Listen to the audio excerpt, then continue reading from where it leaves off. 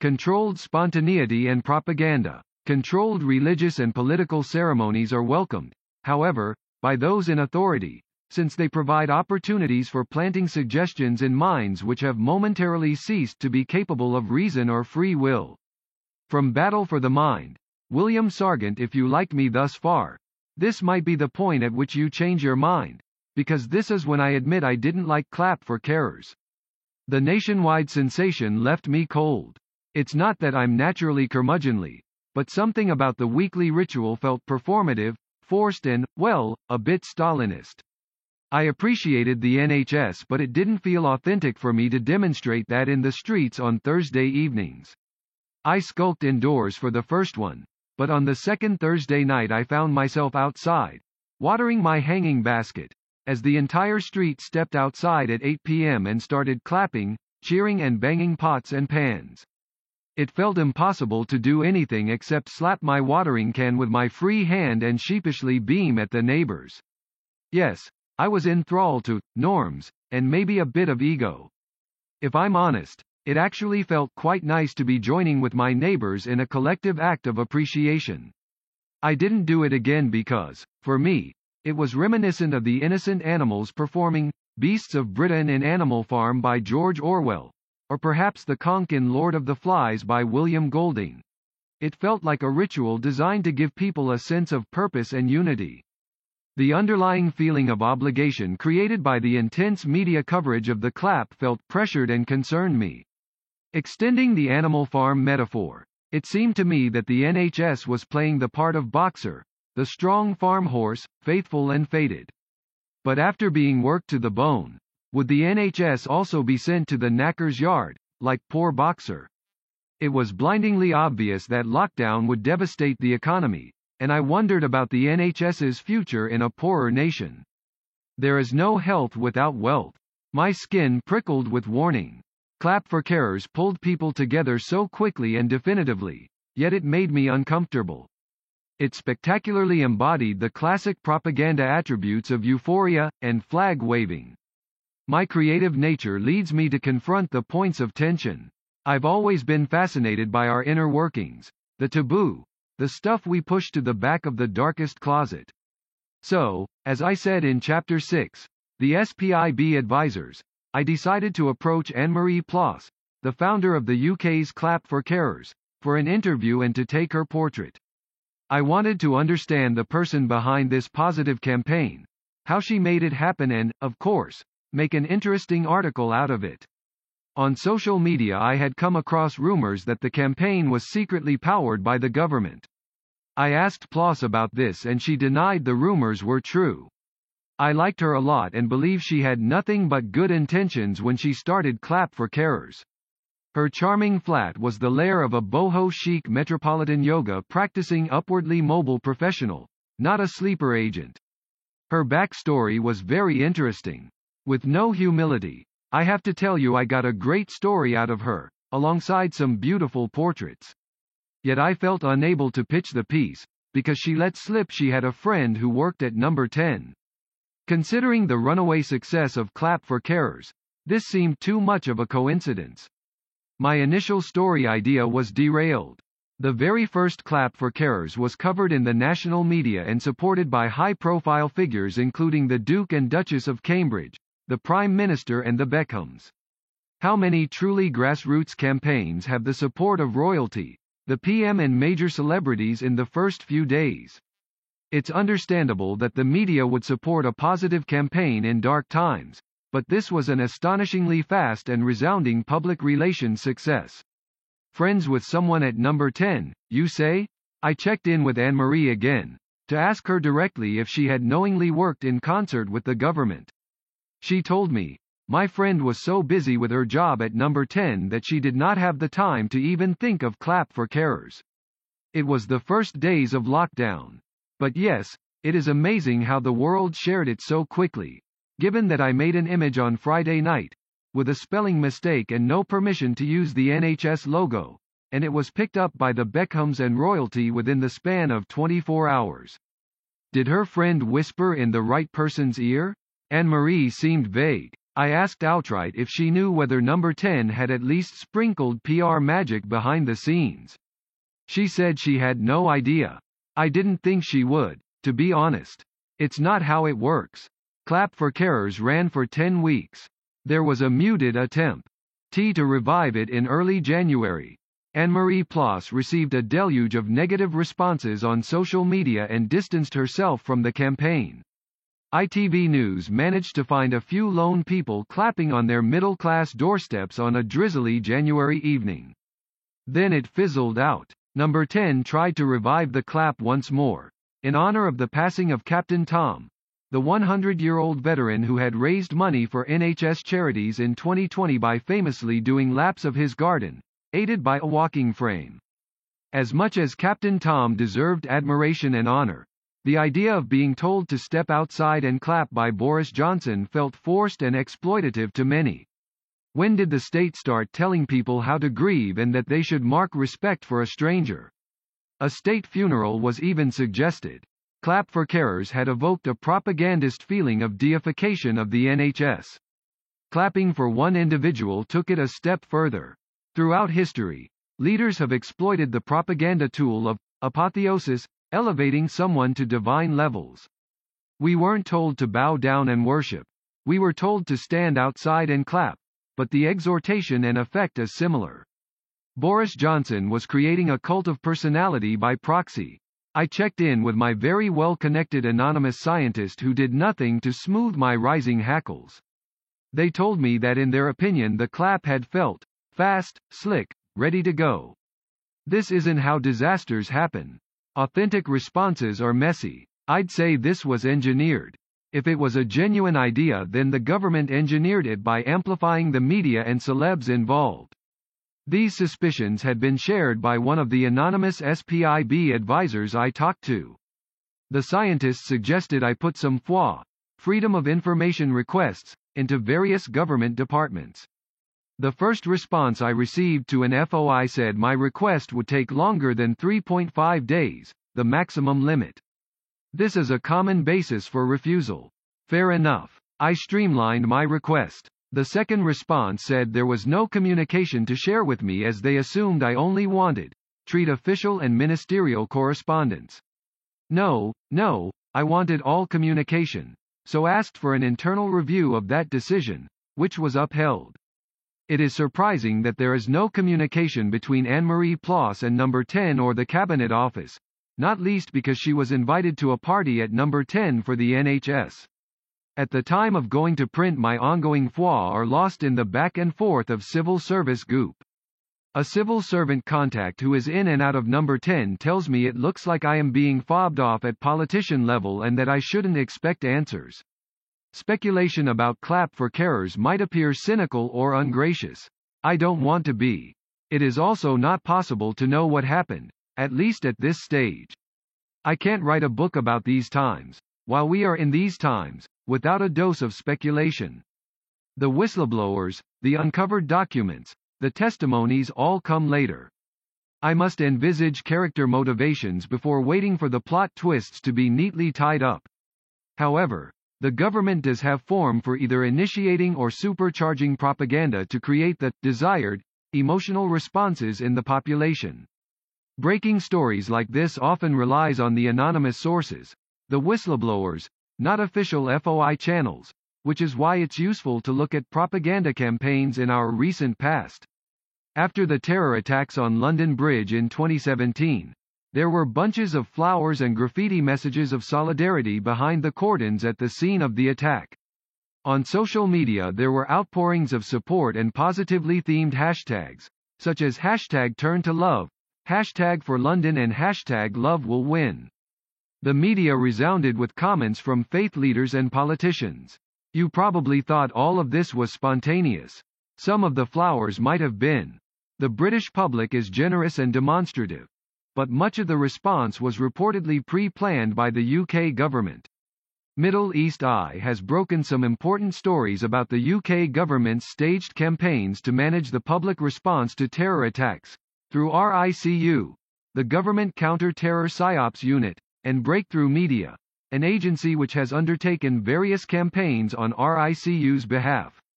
All of the tactics are guided by the government's desire for controlled spontaneity, one to facilitate recovery and to prevent civil unrest in response to terror attacks. Government to stay distanced from the propaganda and deny direct involvement. It also means that the parties involved and the people they are trying to influence, who might otherwise be suspicious of the government, are more easily hoodwinked. My source confirmed the tactics described in the Middle East Eye article. They knew about the bunches of flowers which were organized for the terror scene and the graffiti inside the cordon. They worked on the propaganda hashtags and the videos with positive messaging made by grassroots organizations, who had no idea they were working just one step away from the UK government. How many times can you say #LoveWins? They mused, before it starts to lose all meaning. They told me that they would be very surprised if the government wasn't involved in Clap for Carers and putting rainbows in our windows. I posed my constant question. Was it right for the government to use fear and behavioral psychology techniques to encourage compliance? I think it's wrong for the government to try and change how we think and feel, they said. My source was keen to stress that all of this propaganda work came out of a well-intentioned government desire, fueled by pressure from the public and the media, to do something about radicalization and extremism after the war on terror. However, the efforts became bloated, and the unit and agency were producing campaigns to justify their existence. This is the ratchet effect described by Robert Higgs. My source was reluctant to name agencies or individuals they had worked with, even just to satisfy my curiosity and not for the book, because they are good people trying to do good work.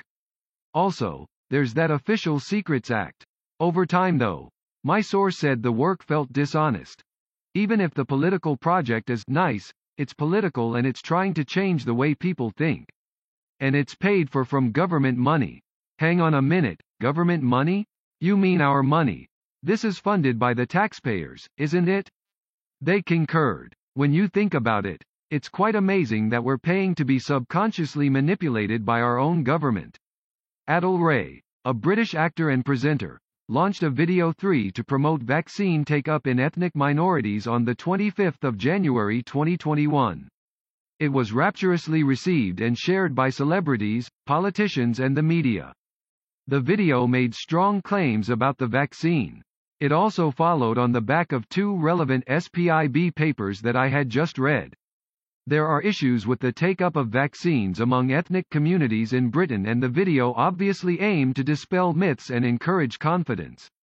According to a government paper, Factors Influencing COVID-19 Vaccine Uptake Among Minority Ethnic Groups, 4 published on 17 December 2020, white groups are 70% likely to take various vaccines, whereas only 50% of Black African and Black Caribbean groups are likely to be vaccinated. The paper suggested culturally tailored communication, shared by trusted sources, such as educational videos to increase awareness and address misperceptions. Importantly, such communications should not be affiliated with government or formal healthcare services in order to be more trusted by some groups. The report also recommended providing immunizations in community-based settings and religious sites.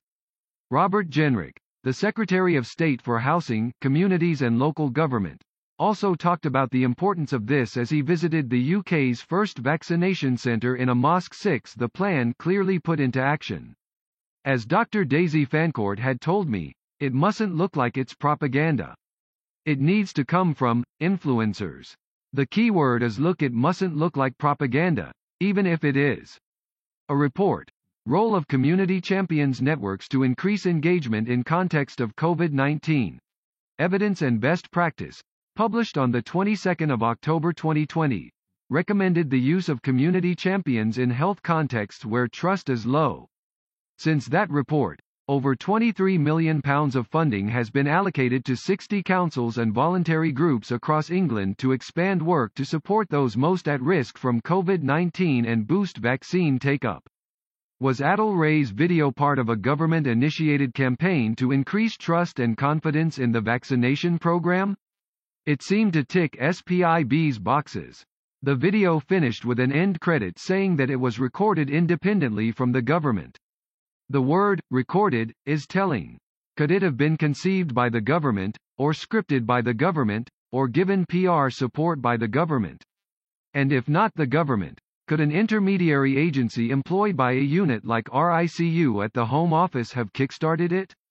If it was created at an arm's length from the government, the people involved with the video might have no idea there was any government connection at all. As with Clap for Carers, I don't want to denigrate the intentions of the campaign or the people involved, but to draw attention to possible covert psychological manipulation, which I believe deserves public scrutiny.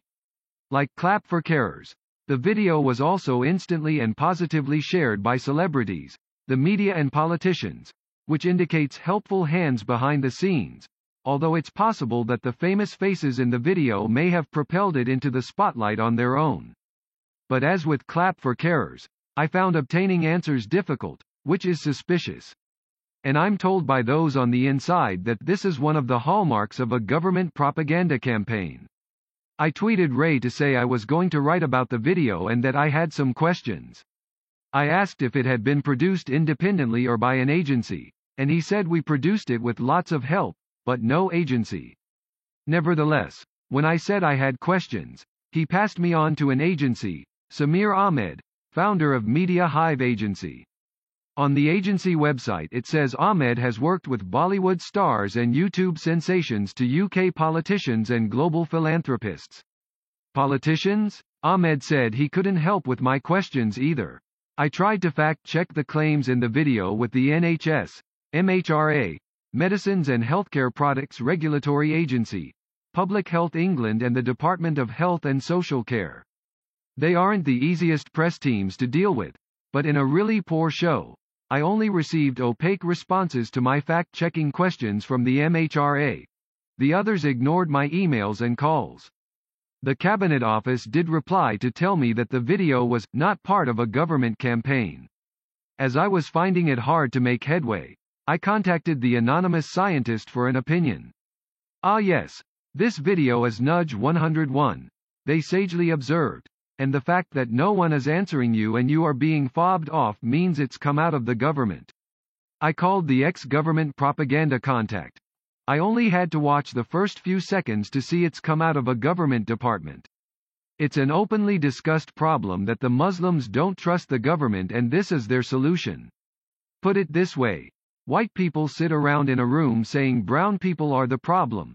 Then they use brown people to fix the problem. It's not sophisticated. If you approach the people who made it and they bounced it around and wouldn't answer you, that's typical of something that's been done with government in the background. It's the kind of thing we used to do when I worked at the agency. I emailed Samir Ahmed at the agency in one last try as my book manuscript deadline was looming. His reply was interesting. Hi Laura. I believe you've been in touch with Cabinet Office comms etc. as well, so you should be able to get something from them. Unfortunately, I'm just not the best person to direct questions to as I've mentioned before. Thanks, Samir. I'd been told by Adil Ray that the film was not produced by an agency, but he'd referred me to an agency for answers. According to the end credit, the film was recorded independently from the government, but the person at the agency knew I'd been in communication with the Cabinet Office. I hadn't mentioned that to him. If nothing else, this was a breadcrumb trail of communication between the video creators and the Cabinet Office.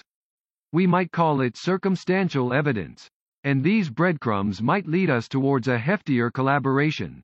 I understand the need to improve trust in vaccines in ethnic minority communities, but if this film has been created at arm's length by the government through the filter of RICU, or an agency or a community champion, does that ultimately deal with the real issues and improve trust? Call me a crazy idealist, but surely the best way to improve trust in the government is for the government not to use covert propaganda. Richard Shotton concludes his book The Choice Factory by saying that if a nudge doesn't help the long-term health of your brand, it is worth reconsidering using it. What is the government doing to its own brand by trying to manipulate us? There will always be whistleblowers even if they are anonymous.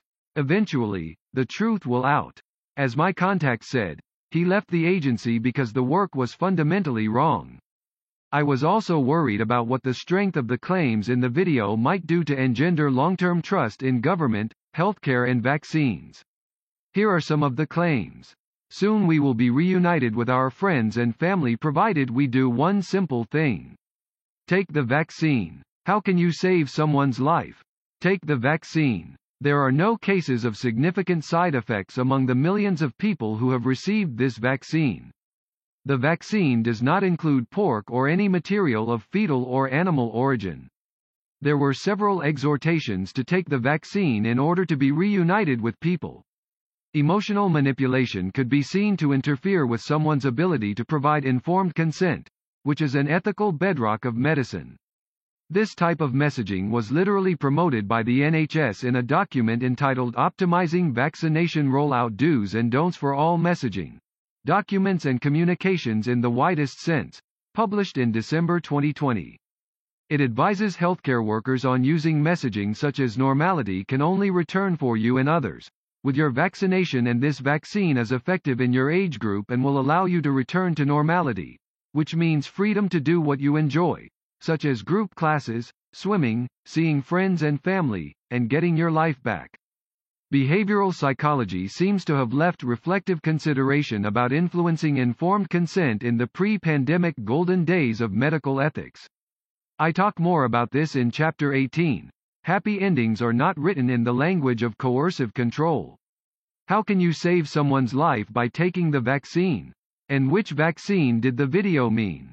At the time the video came out, there were two vaccines being used in the UK, from Pfizer and AstraZeneca. At the time of releasing this video, it would not be possible to definitively prove that the vaccines interrupt transmission, which would help others. Therefore, this was an unsubstantiated claim as well as emotionally manipulative. It was reported on the 24th of January that Israel had seen a 60% reduction in hospitalizations in over 60-year-olds. But firstly, this was not proof of interruption of transmission, and secondly, it could not have been factored into the video, which was released on the 25th of January. I asked the NHS, Public Health England, the MHRA and the Department of Health and Social Care if this claim is accurate, but they didn't reply.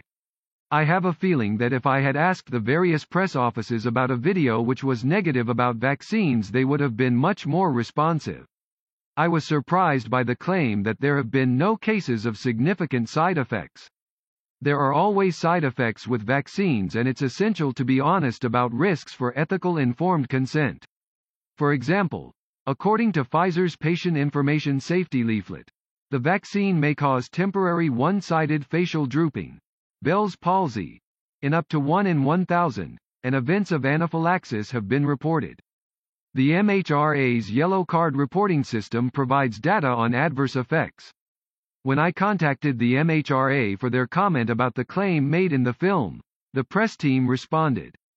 The general safety profiles of the COVID-19 vaccines authorized in the UK are similar to other types of routinely used vaccines.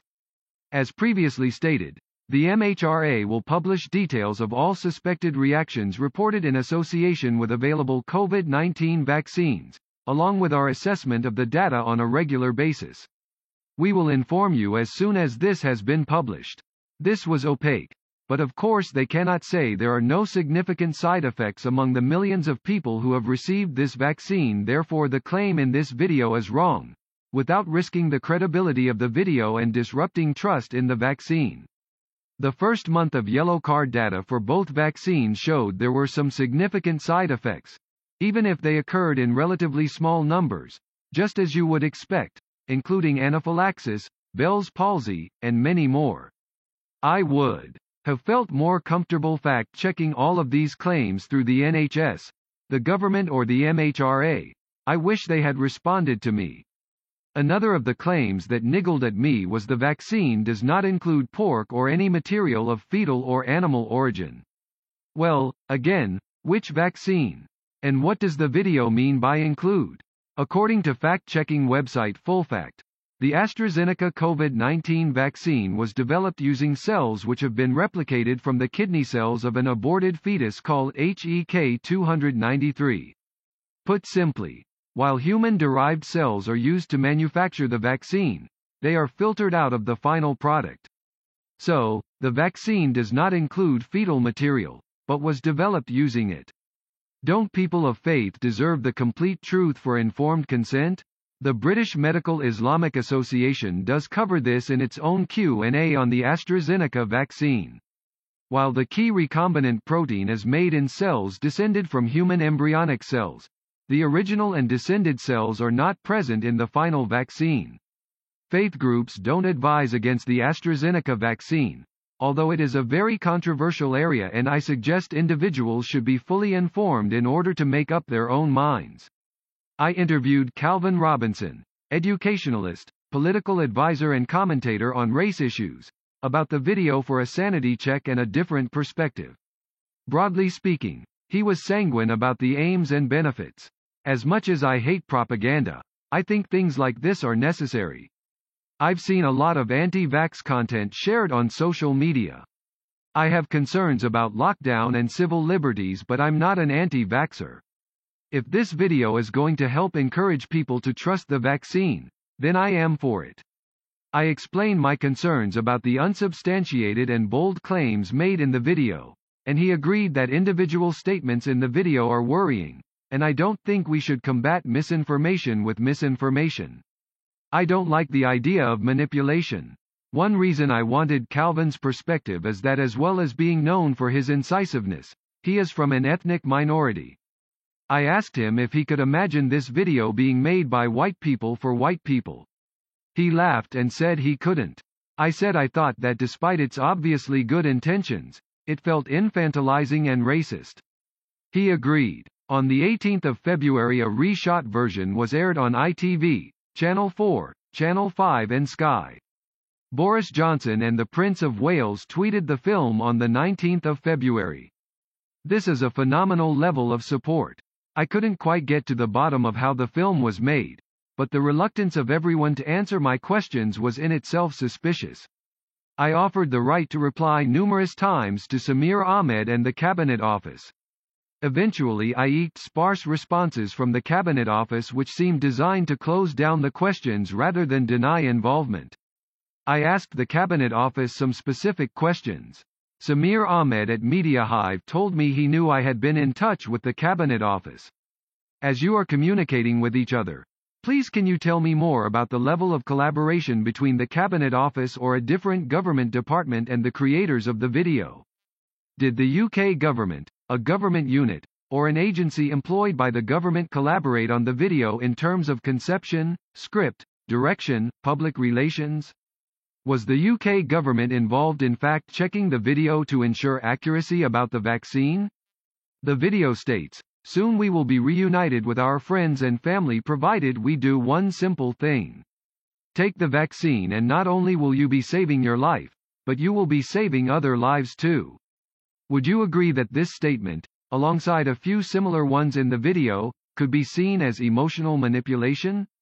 And do you think this could interfere with someone's ability to make a decision based on informed consent? The video states, "How can you save someone's life? Take the vaccine. How will you be saving someone else's life by taking the vaccine?" The video states, "There are no cases of significant side effects among the millions of people who have received this vaccine." The video does not make it clear which vaccine it is talking about. Is the statement correct? The Cabinet Office press officer replied that the video by Adil Ray is not part of a government campaign and was made independently. I pointed out that made independently could refer simply to the recording, as the end screen of the video stated, but allowed room for collaboration between government and the agency and Adil Ray over inception, scripting, fact-checking and publicity, for example. There had obviously been some collaboration, as Samir Ahmed at MediaHive knew I had been in touch with the Cabinet Office. I pressed again for answers to my specific questions. The reply was, "We have nothing further to add to the below." The unwillingness of government departments to comment on the accuracy of the vaccine claims, the media support, the dovetailing of the film with SPIB's recommendations and other resulting actions, the fact that the Cabinet Office and agency were communicating behind the scenes, and social media support from the PM and Prince of Wales do suggest a level of collaboration. I asked Lucy Easthope about the video. She said, "In disaster and recovery planning we make, safe, lists of people who can deliver the messages for us, act as interpreters for us.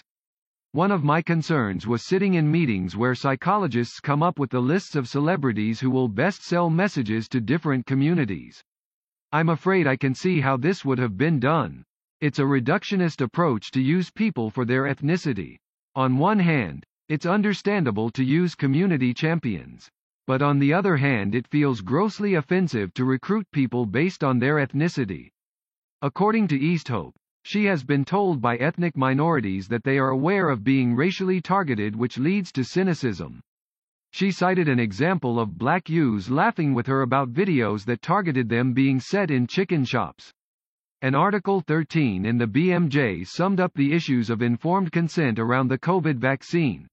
It is important to ensure that information communicated to the public be truthful, transparent and accurate. This is best communicated by experienced professionals. Risk should be disclosed in terms of both known risks, including common side effects, and potentially unknown risk. It looks like the government is using all the behavioral insights techniques at its disposal to encourage people to take the vaccine. Many will think the ends justify the means if the vaccine ends lockdown. Stephen Riker, SPIB advisor, commented to MPs, "I used to say until we get a vaccine, all the things we can do to contain an epidemic are behavioral. I was completely wrong. The vaccine itself raises many issues. The vaccine solves nothing. It's people getting vaccinated that solves things."